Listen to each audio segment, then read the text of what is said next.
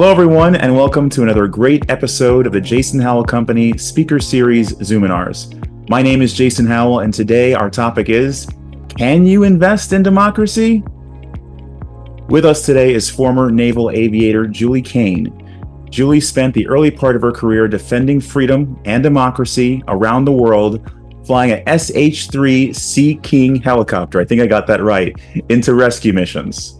She's extending that mission into her second career in finance as CEO of Democracy Investments.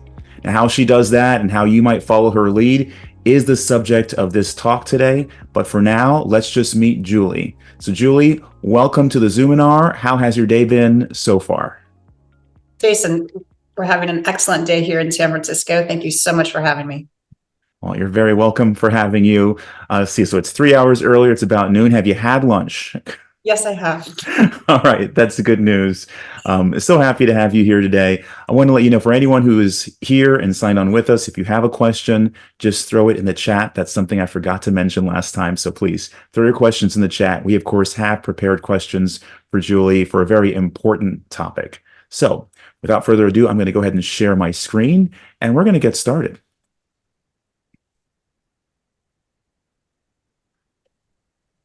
Okay, if you came to Can You Invest in a Democracy or in Democracy with Julie Kane, then you came to the right Zoominar. Julie, once again, we're so happy to have you, and we're going to get started with our Q&A in just a few minutes. But before we do that, let's just get a word from our sponsor. And our sponsor, of course, is Jason Howell Company. Jason Howell Company is a family wealth management firm based in Fairfax, Virginia, but serving clients all around the country. We specialize in strengthening the finances of families who are making that transition from first generation to family wealth. And we do this with sustainable and alternative investing practices, family governance, and the help of our strategic partners. Altogether, we are a virtual family office built to serve families who need us. For more about what we do and who we serve, just go to jasonhowell.com. But for now, let's get to Julie. All right, so for those of you who may have registered for this, you saw Julie's bio. This is an abridged bio. I recommend you go to Democracy Investments and read a much larger, description of her biography and what she's done. The part that can get muted is the part that I think is really apropos for this particular week, this week of Memorial Day weekend, post-Memorial Day weekend. I was really happy to have you, Julie, be a part of the conversation for this week when we pay honor to those who passed away fighting for democracy. Could you give us a little bit of maybe your history and your invitation into military life? Sure. So I grew up in outside of Washington, D.C. in Alexandria, Virginia. And my mom's dad was a P-38 pilot in World War II, and he was actually a POW. And my dad was an immigrant from Germany, barely got out as Hitler was coming to power. Wow. And he did ROTC at Cornell, joined the Navy, and then later in life was a consultant to the Pentagon. So I like to say it's thanks to democracy that I even exist. And I have military on both sides of my family. And that was part of the inspiration to join ROTC during college. And once I was in, I set my sights on being an aviator, and was lucky to be able to earn my wings during Desert Storm. The war ended more quickly than everybody expected.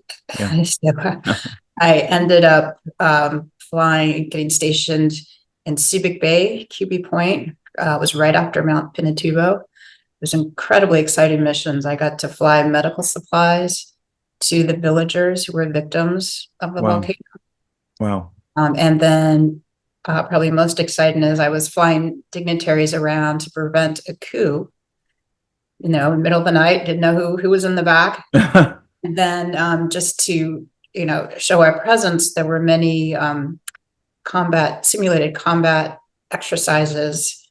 And I got to plan one where I was a downed pilot in a combat search and rescue mission. And it was a 2-day mission that was probably the highlight of my junior officer career. So at a very young age, I became aware of trends in democracy. I became recognized how lucky we are to live in our free country. And yeah, fast forward, here we are today and watching our discussion today around trends in democracy. I've literally come full circle after my career in finance, and feel like everything I've ever done in my life now comes into play with democracy investments. Well, thank you, Julie, for your service over those early years around the world, and thank you for continuing your service here in the financial industry. I think I've watched other interviews of yours, and it was really heartening to hear how you felt that the financial industry was a place where you could make impact, which is unique.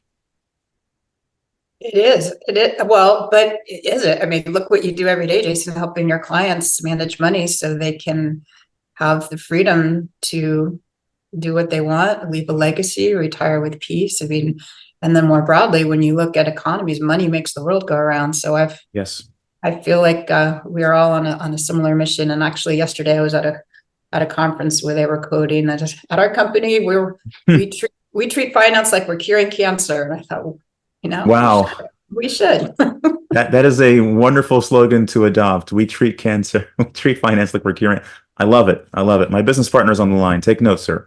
Um, Now, you've not only continued your service in the financial industry, you've actually continued your service in actual military, maybe not theater, but work. So you've California State Guard. Tell us a little bit about that. Well, we formed the company during COVID, and during that time, I became restless. So, like, I can't just sit at home. I need Hmm. to be doing something. I thought we would, potentially need, more volunteers during that time. So I joined my local California State Guard unit, which is at Moffett Field, and I was actually activated to help with the wildfires that were happening in the Tahoe area. So I put my uniform back on and was doing ground operations to coordinate between Cal Fire and the Army, the Army Air National Guard.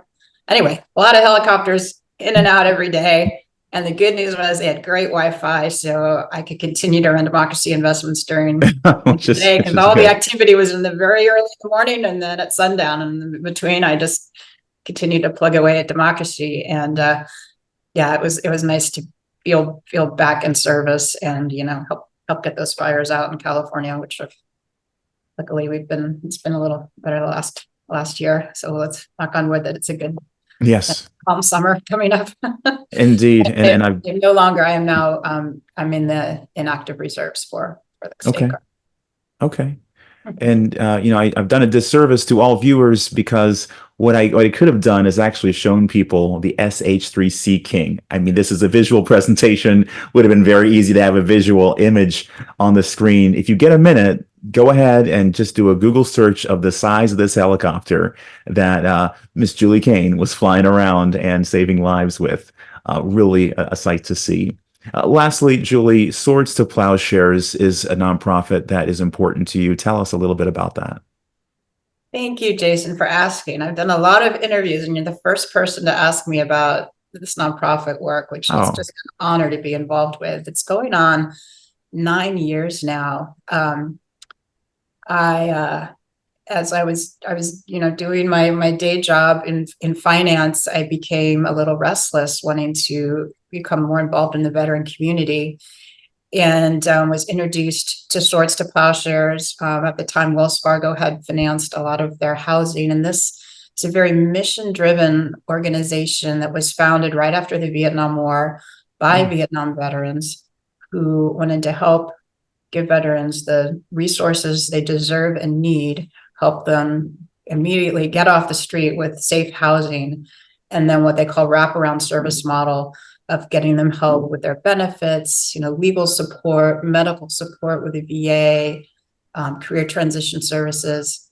And the organization has had a huge impact here in serving 3,000 veterans a year. 3,000. Wow. 3,000 and their families. And we've got many supportive housing facilities across the Bay Area and in the East Bay and in Treasure Island. And it's just extraordinary leadership.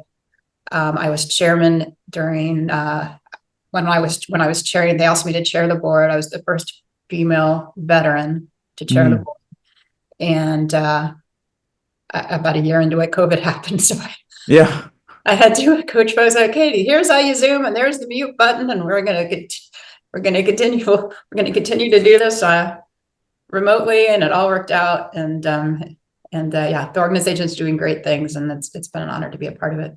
And is it just California, South San Francisco area, or is it beyond?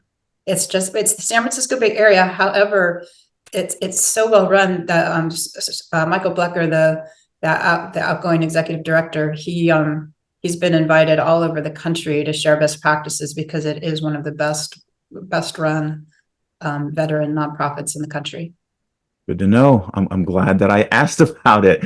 It sounds very important. Well, thank you for that. Thank you for your participation there. For those of us who either don't or just can't support vets, your work there it's a model for all of us. Thank you for that.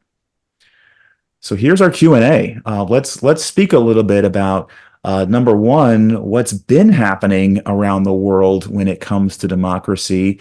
And 2024 is a fascinating year. Most everyone in our country knows that we have a presidential election, but there have been many, many more elections where democracy effectively has been on the ballot throughout this year so far and coming even later this year. What are your thoughts on some of the elections we've had or will be having around the world this year? It really is an interesting year. And I encourage you to Google the chart, because normally the number of elections, it goes like this. And then for this year, it's like this around the world. Wow. Just, yeah, crazy. And democracy, as you said, is on the brink on many of these ballots.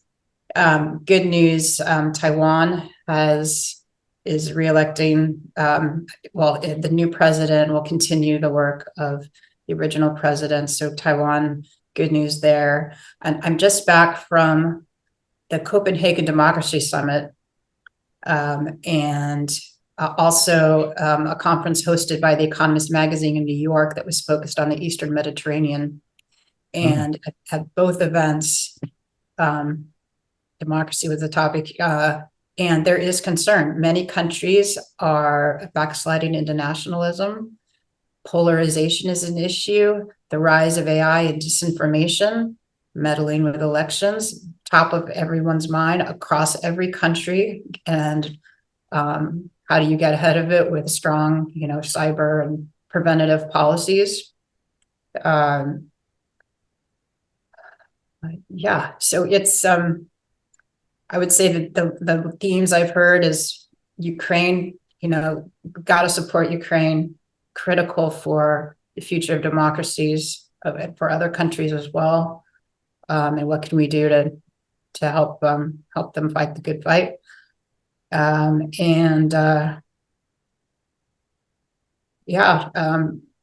fund is ex-US, so I'm less focused on what's going on in the US in terms of our strategy. We're uniquely focused on democracy internationally. Now, you had mentioned that Taiwan had their election and they voted for someone to maintain the status quo, i.e., not secede to China. Are there other countries' elections where you've sort of seen a win or a loss so far here in the end of May? I am not thinking of anyone particular right now. Okay. I can say that good news for Greece has done a very nice job of turning the tides. And it's one of the bright spots in what's going on globally. Greece was named Country of the Year by The Economist magazine. I didn't know that. Okay. Greece is Country of the Year. And their democracy score is going up and their economy is doing quite well. The financial sector is coming back. And Greece is a country that's overweighted in our strategy. And that, has reinforced our thesis that democracies will outperform. That's great. Our belief. Not our belief. Our opinion. Or your opinion. That's right. Yeah. We will stay very compliant in our conversation today. Let's go to that second bullet point, maybe a little easier, maybe not. Who knows? As a firm, we believe in sustainable investing and all that may come with it. Many times it's focused on environmental causes or environmental issues, but you're someone that says that ESG needs a D. Tell us about that. That's correct. Well, I mean, and ESG in general now needs a lot of help coming back from all the controversy. Yes. So it's got more problems than missing a D now. But yes, so when we first launched, that was one of our slogans actually that we adopted from the FT article written by Marcos Buscaglia, an Argentinian economist who's written a great book about beyond ESG, how Wall Street can help democracies survive. It's a great book. A preview of that is the FT article, which is on our website, which was titled, "Where's the D in ESG?" When you look at large international ESG strategies, they include securities tied to authoritarian states and authoritarian tech. For example, Tencent and Alibaba, which are surveillance state tech, not accounting for civil liberties and human rights, they could be in the top 10 holdings. So I like to say, how is that ESG? There's no accounting for the freedom of the country, the oppression of the media. Is there a strong electoral process? None of those factors are in the ESG filter for international. If you add a D, for example, if you screen for democracies first and then do your ESG by country, that seems like a better way of walking your talk, or walking your talk, as opposed to just blanketly looking, well, is this company, reporting that they're good at E? Now, good news for us, for people who like ESG, our strategy scores well because democracies tend to be more focused on environmentalism and, corporate structure. Is there board diversity? Is it a happy workforce? All of those things, climate change, et cetera. Democracies tend to be more focused on that. So we naturally support ESG, but we are not, to be clear, we are not an ESG fund. Okay, yeah, that is clear. Well, I'm really interested in that article. Where is the D in ESG? And we can find that on democracyinvestments.com. That's correct. In our the last tab that has all our white papers and articles. Okay, super. Thank you for that. Sure. Now, you touched on something there about, essentially authoritarian states gaining traction. But how are authoritarian states gaining investments by us almost by accident? Well, thank you for asking that, Jason. If we could pop up some of the slides, I'd love to go a little deeper on this. Okay, sure will. Here's the first slide. So we have a partnership with Economist magazine to use their democracy index for financial products globally. And this is a map of the most current state of democracy. The darker the red, the more authoritarian, the brighter the blue, the more democratic. And you can see from this chart that less than half the world's population live in a democracy of some sort. And democracy scores have been declining over the last 10 years, and we don't see it reversing yet. If you go to the next slide. Happy to. Yeah. Our investment thesis is that democracies will do better over the long run, in our opinion, because democracies are better at avoiding conflict, protecting property rights, they protect innovation, whereas authoritarians, the rules can change overnight. And there's corruption in their government, in their judiciary system, they have state-owned enterprises which control the private sector, and much more war and civil unrest. So we launched our strategy before the war in Ukraine, before the war in the Middle East. And we did this because you'll see on the next slide, to answer your question. Hold on a second. I got another person popping in. I just got them in. Okay, here's our next slide. Excellent. Welcome, Corey. So the accidental part is that the large international indices, MSCI and FTSE, they only look at market capitalization when deciding on which securities to include in the index. So that means they're only looking at company size. They're not accounting for democracy. They're not looking at geopolitical risk. They're not looking at everything we were just discussing on the last slide. So therefore, our theory is that's a big oversight, and that can lead to a lack of performance over the long run, and it's not aligned with investors who want to support democracy. So you'll see on the next slide that our solution is we start with the same basket of international stocks, and we overweight in democracies according to their country democracy score, and we underweight authoritarians. So our portfolio is both market cap and democracy weighted. Our index fund has 73% less in China and Saudi Arabia, and we overweight the democracies. So Japan does well, Canada, the UK, Taiwan, Denmark, and we're not screening any country out. So we're in the same 2,900 securities as those market cap based index products. And we're holding every security accountable to their country democracy score. And Julie, this is one of the questions I have on the list. And you can go into, just more of a description here of this, the difference between divesting from stuff that is quote unquote maybe bad versus tilting. I think you've made that distinction before, and I would love for you to share more about that. Sure. So the reason we leave every country in and not divest of a country, and there are ex-China funds out there, and other strategies that completely divest. When do we let them back in? When they improve? So that's one thing.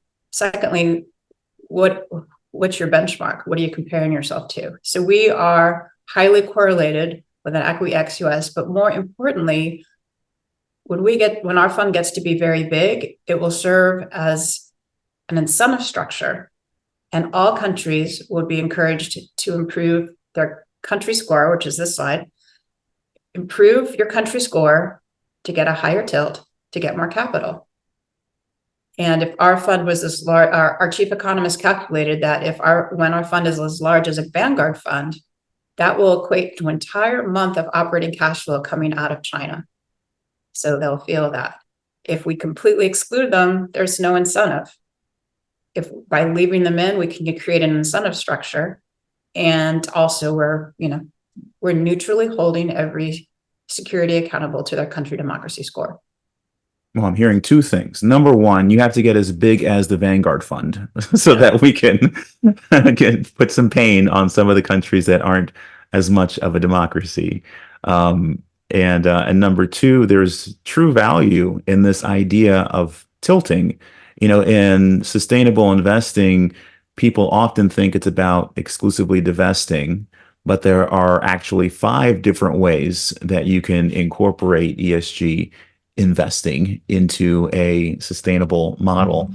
And one of them sounds a little bit like what you're doing here, which is this idea of ESG integration, this idea of not excluding anything, but having your matrices for what gets weighted and then being open to adjustments and, as you described, tilts, so that you can, number one, be on top of the current world, not the world of 15 or 20 or 50 years ago, but what's actually happening today. And at the same time, incentivize, in this case, countries, but many other times we're talking about companies that may want to be incented. Okay, well, thank you for that. Exactly. Yes. Incentivizing companies to pressure their governments. Thank you for this slide. So there are 60 different indicators, which are on our website, and they roll up into these 5 themes. And we believe that this is one of the most robust measures of democracy in the world. So our index, because we're using democracy as a factor, we're incorporating the strength of the country's electoral process. Are they protecting civil liberties? Is there a high functioning of government? And is there political participation and culture? The pure market cap international indices, they're not doing that. And the other thing about our strategy is that it's very systematic and automatic. Once a year, The Economist does, I don't know how they do it, but an amazing job of scoring every country through these 60 different indicators. Okay, so every year, scores change mostly slightly. Sometimes there's some big drops or rises, but so year to year, every country, all public data, and we adjust the tilt. So we're not deciding which security gets it. We've completely outsourced that to The Economist because, again, we believe they've figured out the best way to measure democracy. So we think of us as a replacement for an ACWI ex-US passive international index fund. And there are trillions of dollars following the products following of AUM and products following those indices. We're a clean lift and replace for that. No, I appreciate that. And I also appreciate the reality, the operational structure of essentially having a strategic partner in The Economist. There aren't enough of you to do all of that work and do that analysis on an annual basis to be able to also run a fund. So to be able to do essentially both by partnering with someone else is very similar to how our firm works, where there aren't enough of us to be expert estate planners and expert money managers and expert X and Y and Z. And by partnering with others, we believe that organizations that do that get the best of what's around. So I'm glad to hear that that's how you're doing it. Just a couple more questions, because I know we have a limited time. We talked about the tilting, we talked about the accident. Number one, if there are any questions from the group that's here with us live, go right ahead and put them in the chat, and I'll prioritize your questions before our time is up. But Julie, let me ask you this final question we have on the list. How could changing the way we invest as consumers, as investors, as allocators, make a noticeable difference in democracy around the world? Great question. So going back to the tilting versus divesting discussion, say you have an oil and gas company and you divest of all of them. Well, that means you are basically incentivizing them to go private. Versus if you keep them in and pressure them, if you tilt them according to democracy or some other ESG, hold them accountable to be more environmentally, more like a BP who's trying to do renewables, et cetera. So that's one thing to think about. How can you continue to influence to change the behavior of a company? And then secondly, with our strategy, because our tilts are supporting democracies, we are lowering the cost of capital for those securities and the reverse for authoritarian states. So it's fueling our strategy is therefore shifting capital to support the growth of securities and democracies, and the reverse for authoritarians. Wow, that's a big deal. I mean, to the idea of actually lowering costs for countries that we would deem democracies and increasing costs for countries that we might deem as tyrannical. Is that what you're saying? Exactly. Well, way to align your dollars with your values. And our good news is, please do your own research, but our index, our democracy weighted index, has outperformed the market cap weighted indices since inception. Excellent. That's certainly something that our clients are interested in, this idea of essentially voting your values not only at the ballot box, but also at the investment box, I guess, as it were. Well, no questions from the chat. What I'm going to do is I'm going to stop the share here, brace for larger faces, and I'm going to read something, Julie, that I think you'll recognize, and then I'd love to hear your final thoughts. All right, this is a quote within a quote, okay? For better or for worse, we are now each of us part of the surge and swell of economic and political movements. Whatever we do as individuals, as nations, deeply affect everyone else. Do you recognize that quote? Yes. Share with us where that comes from. From one of my favorite books called Testament of Youth by Vera Brittain. It's an autobiography of her time on the front lines during World War I. She was a nurse.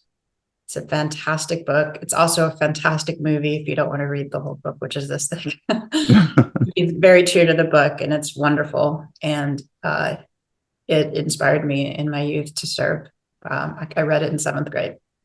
And Testament of, what was that name of that book again? Testament of? Testament of Youth, and it's all true, and that quote sums up, like, you never know where life's going to take you or what influences what, and you feel your gut to be somewhere, like, get yourself there, listen to your gut, do what's right. That's basically Vera's. At the end of the day, she left Oxford to get to the front line, and I admire her for that. Well, we admire you for everything you've done and are doing, Julie. Before you go, is there one takeaway that anyone watching this presentation months from now can trip upon here and say, I can do that? What would that be? What would you recommend they do to start? Take the time to consult with your advisor, whether it's Jason or whoever you're working with, and make sure you understand what your dollars are doing. Are you invested in a way that aligns with your values? And are you exposed to geopolitical risk because you're in one of these, again, how we started the whole discussion, accidentally investing in authoritarianism because of the methodology of the passive international index strategies.